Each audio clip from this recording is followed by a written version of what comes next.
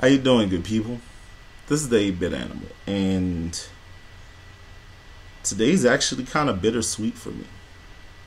It's Labor Day, and on June 1st, when I started doing the summer of 8-Bit, I said that it would wrap up on Labor Day.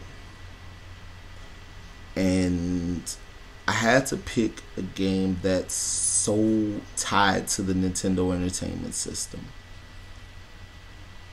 that wasn't the pack-in cart that came with the NES. I had to find something that wasn't that game, but was so synonymous with the Nintendo Entertainment System that everyone would love it. I had to pick a game that was so easily recognizable that no matter who you were, what kind of gamer you were, where you found yourself as an entrant into gaming, you could look at this title and say, I used to love that game. So I started thinking, and I thought, and I looked through the 140 or so games that I have on my shelf, and I eliminated the other 94 games that I had already done, and I continued to think. And finally I realized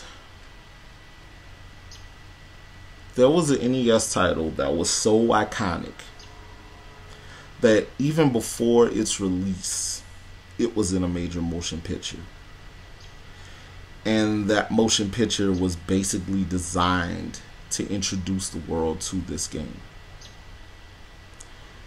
This game was released on this Famicom, on the Nintendo Famicom, I want to say in 1988 or 89. We got this game in 1989 or 1990, I don't remember. But the first time you saw this game, you knew without even touching a control pad that this was going to be a good one.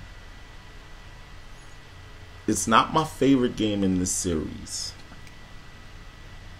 but man, if it ain't close. It's one of the biggest selling games on the NES. It's probably next to the Mario Duck Hunt double game pack, the one that came with the console. It's probably the most recognizable game on the NES. And at one point it was a pack-in title with the NES. Today's game is, for the final day of the summer of 8-Bit, today's game, Super Mario Bros. 3. Now, Mario 3 kind of picks up a little after the events of Super Mario Bros., the first game.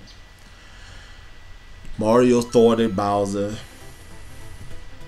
Bowser's trying to figure out another way to capture the princess and take over the Mushroom Kingdom. And so Bowser and his kids launch an all-out assault on all portions of the Mushroom Kingdom.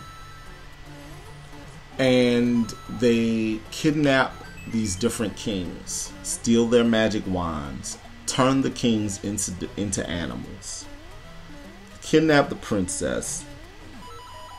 Daddy Koopa takes them to his castle, and they wait to hatch this nefarious plot to take out the Mario brothers. So Mario and Luigi, in true hero fashion, venture off to the Mushroom Kingdom to rescue the princess. Little did they know that every time they got to a castle, the king in that castle would have been turned into some dog or spider or frog or raccoon or chicken or something out of the blue. And they have to defeat the Koopa Kid in that area. Whether it was Ludwig or Wendy or Roy or I can't even remember the other Koopa Kids. It was a lot of them. I don't know who Bowser Koopa was married to, but Bowser Koopa had more kids than the Wayans. That's neither here nor there. But Super Mario Bros. 3 took everything that was right about that first game and turned it up to 50. It was a bigger game. That was the first time that the map mechanic was used in a Mario Brothers game. That was the first time the item subscreen was used in a Mario Brothers game. This was the first time that you had different bonus levels in a game. There were multiple ways to get 1-ups. There were items that you could only use on the map screens. There were all kinds of little Easter eggs and warp zones, and there was theoretically a way to beat Mario 3 in about 10 minutes. 10 to 15 minutes. And the levels were so well done. You had your standard, grassy knoll, rolling hills type area. You had a desert. You had ice world. You had giant land where all the enemies were bigger than you. You had the underwater area where pretty much everything was underwater, and there were these huge fish that if you touched the water, they would eat you on contact. There were different types of fish, different types of Bullet Bill. So there was Bullet Bill and there was Torpedo Ted. There were airships. There were levels where you could literally fly over every enemy in the level. There were castles that were midway points that had mid bosses in them. There were ghosts. There was, and the power-ups were so awesome. You had this was the first time you saw Mario given the ability of flight with the leaf that gave him the mushroom tail and the hat. There was the Tanuki suit, which vexed me to no end, because Peter decided that after 20 years, Peter decides that that's animal cruelty.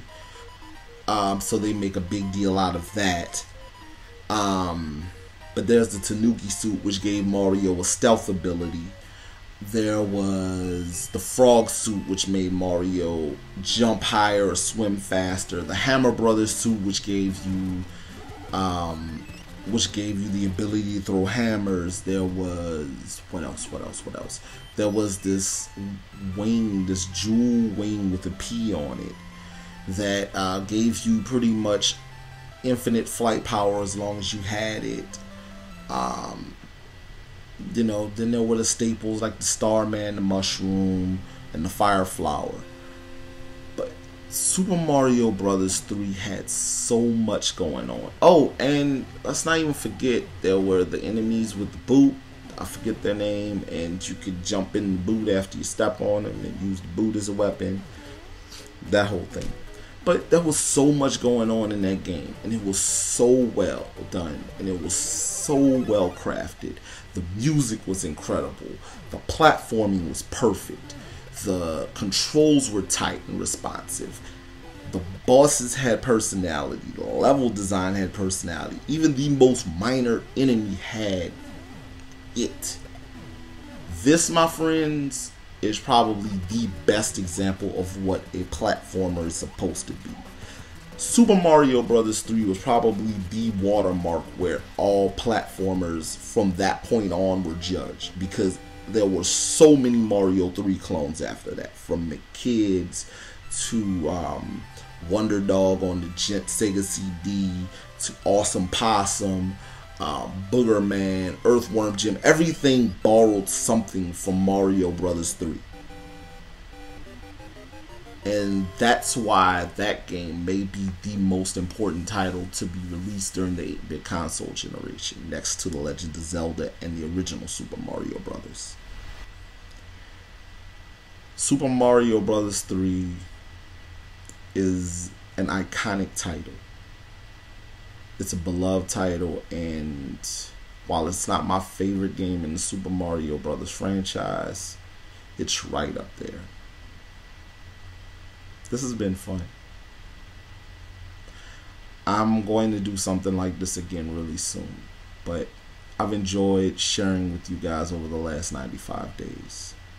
I've enjoyed doing these videos every day, and I hope you enjoyed watching them. This has been the 8-Bit Animal. Catch y'all later.